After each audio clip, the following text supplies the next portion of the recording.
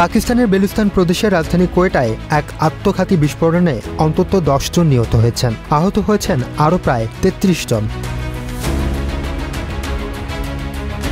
মঙ্গলবার সকালে আধা সামরিক বাহিনীর সদর দপ্তরের বাহিরে এ হামলার ঘটনা ঘটে। প্রাদেশিক মুখ্যমন্ত্রী সরফরাজ বুকতি জানান, বিস্ফোরণের পরপর কয়েকজন অস্ত্রধারী ওই সদর দপ্তরে ঢোকার চেষ্টা করে এবং নিরাপত্তা বাহিনীর সঙ্গেই গোলাগুলিতে জড়িয়ে পড়ে। অভিযানে 4 হামলাকারী নিহত হয়েছে বলে তিনি নিশ্চিত করেছেন। বুকতির ভাষ্য অনুযায়ী হামলাকারী একটি পিকআপ ভ্যান চালিয়ে এসে বিস্ফোরণ ঘটান। প্রাদেশিক স্বাস্থ্যমন্ত্রী জানান, শেকড় থেকে শিখরে। হতাহতের মধ্যে সেনা সদস্যদের পাশাপাশি সাধারণ নাগরিকও আছেন, তবে নিহতদের সংখ্যা এখনও স্পষ্ট নয়। খনিজ সম্পদে সমৃদ্ধ এ অঞ্চলে অবস্থিত গাওদার বন্দর, যা চীন পাকিস্তান অর্থনৈতিক করিডরের একটি গুরুত্বপূর্ণ অংশ।